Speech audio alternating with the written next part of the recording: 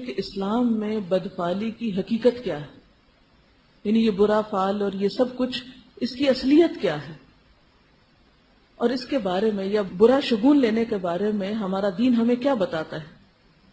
قرطبی نے ایک حدیث روایت کی ہے، رسول اللہ صلی اللہ علیہ وسلم نے فرمایا، من رجعت الطیرۃ عن حاجتہ فقد اشرک، جو کسی چیز سے بدفعلی پکڑ کر اپنے مقصد سے لوٹ آیا اس نے شرک کیا۔ مثلا گھر سے نکلنے لگا، آگے کالی بلی آ گئی، اس نے اس کو اپنے لیے منحوس سمجھا، یا پھر یہ کہ اس سے بدفعلی لی اور گھر واپس آ گیا، میں تو نہیں جا رہا آج کام پہ، میں تو نہیں سفر کر رہا آج، کیوں؟ اس لیے کہ رستے میں بلی آ گئی۔ تو ایسا کرنا کیا ہے؟ معمولی بات نہیں ہے۔ آپ نے فرمایا فقد اشرک، اس نے شرک کیا، اس لیے کہ کسی کا نفع یا نقصان بلی کے ہاتھ میں ہے ہی نہیں، کسی طوطے کے پاس کچھ نہیں، وہ کہاں ہے؟ انسان کے اپنے اندر ہے، اس کا اپنا عمل ہے، اس کا اپنا اخلاق ہے، اس کا اپنا رویہ ہے، کہ وہ کسی دوست کو دشمن بنا لیتا ہے یا دشمن کو دوست بنا سکتا ہے۔ صحابہ نے پوچھا، اے اللہ کے رسول صلی اللہ علیہ وسلم، ایسا شخص کیا کفارہ دے کہ اس کی توبہ قبول ہو جائے؟ یعنی اگر واقعی زندگی میں ایسے شرک کر بیٹھے ہیں ہم، تو اب ہم لوٹیں کیسے اس سے؟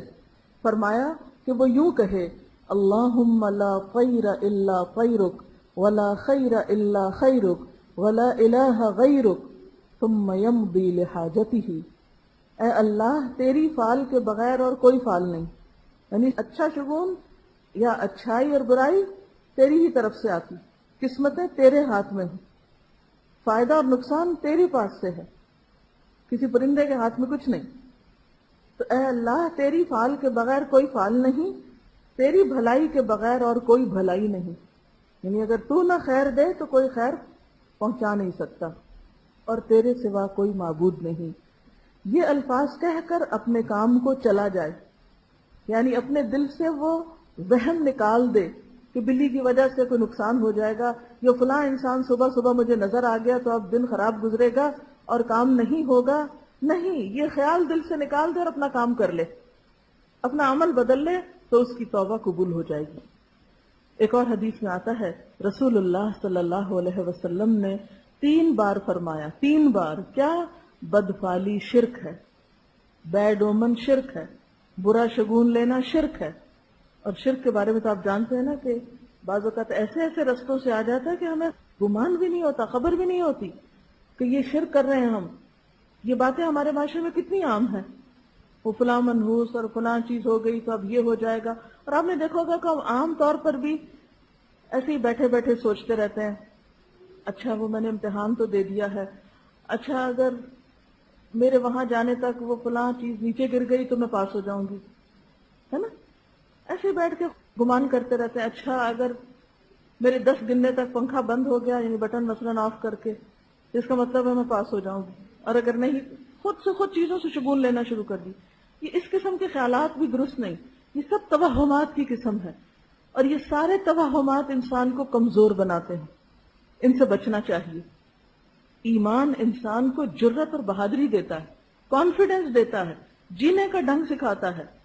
دین کا سب سے بڑا فائدہ کیا ہے؟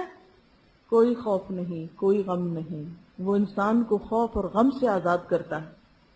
تو یہ کس قسم کی دینداری ہے کہ آنکھ کے پھڑکنے سے بھی خوف زدہ ہے، اور ہاتھ پہ کھجلی ہونے سے بھی امید لگا کے بیٹھ گئے کہ آج کوئی مال ملے گا، ہاں، جوتے پہ جوتا پڑ گیا تو سفر پیش آ جائے گا۔ یہ سب باتیں کہاں سے آئیں؟ سب ہمارے ذہنوں کی اختراع ہیں۔ یہ اسی قسم کے بچگانہ خیالات بیٹھ کے کوئی سوچتا ہوگا کہ اچھا یہ ہو گیا تو اس کا مطلب ہے یوں ہو جائے گا، اور اتفاق سے وہ ہو گیا، تو آئندہ کے لیے اس کو ایک فتوے کے طور پہ جاری کر دیا کہ ایسا ہو تو یوں ہو جاتا ہے، حالانکہ اس کی کوئی حقیقت نہیں ہوتی۔ پھر اسی طرح یہ کہ کالا رنگ ہم کو تو سوٹ ہی نہیں کرتا، ہمارے خاندان میں تو کوئی کالا رنگ پہن لے تو بس بیمار پڑ جاتے ہیں، تو پھر اپنے سر کے بال بھی مڈوا دو، وہ کیوں کالے رکھے ہوئے ہیں، ان کا رنگ بھی تبدیل کرا دو۔ پھر اسی طرح یہ کہ اگر سبز رنگ پہن لیا یا سبز جوتا پہن لیا تو اس سے کیا ہوتا؟ کہتے ہیں کہ سبز رنگ کا جوتا نہ پہنو کیونکہ بے ادبی ہوتی ہے، روزے کا رنگ سبز ہے، تو سبز گھاس پہ کیوں چلتے ہو؟ سبز گھاس پہ کیوں چلتے ہو؟ اس سے بے ادبی نہیں ہوتی؟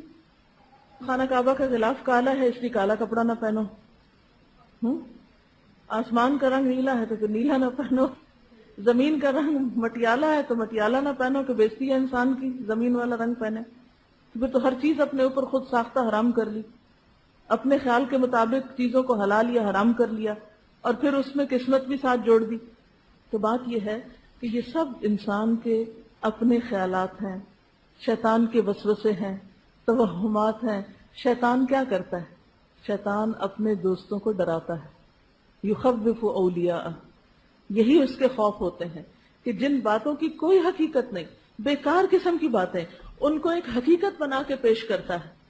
اور آپ دیکھیے کہ یہ بات صرف اہل عرب میں نہیں تھی، صرف مشرک اقوام میں ہی نہیں تھی. افسوس یہ کہ بعض پڑھی لکھی اقوام میں بھی یہ باتیں ملتی ہیں. دینی اعتبار سے بھی پڑھی لکھی اور دنیاوی اعتبار سے بھی پڑھی لکھی قومیں بعض شگون میں مبتلا ہیں.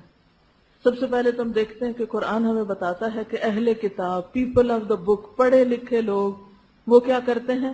الم تر الی الذین اوتوا نصیبا من الکتاب یؤمنون بالجبت والطاغوت، کیا تم نے دیکھا ان لوگوں کو جنہیں کتاب دی گئی یا کتاب کا ایک حصہ دیا گیا، وہ کیا کرتے ہیں؟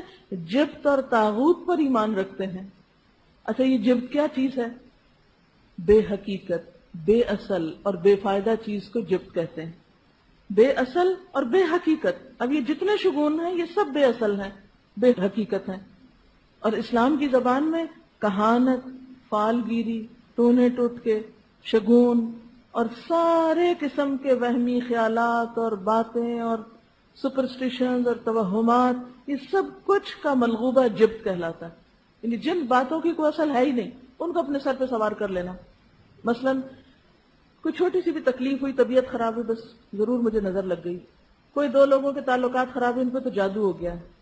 یعنی پہلا خیال جو کسی بیماری تکلیف میں جاتا ہے وہ عموماً بے حقیقت باتوں کی طرف جاتا ہے جن کی کوئی اصل نہ ہو. اور پھر ان بدگمانیوں کی وجہ سے آپس میں پیار محبت کے رشتے ختم ہو کے رہ جاتے ہیں. فلاں بیٹھا ہوا تھا، وہ مجھے دیکھ رہا تھا، بس اسی کی نظر لگی ہوگی، چاہے وہ عزیز ترین دوست ہی کیوں نہ ہو. آئندہ سے اس کے بارے میں دل میں میل رکھ لی، دل میں کوئی بدگمانی رکھ لی، اس سے وہم آنے لگا، اس سے خوف آنے لگا، اس کا آنا منحوس ہونے لگا. اچھے بھلے کام رک گئے، تعلقات ختم ہو گئے، بات کی حقیقت کچھ بھی نہیں. اور یہ سب کون کرتے ہیں؟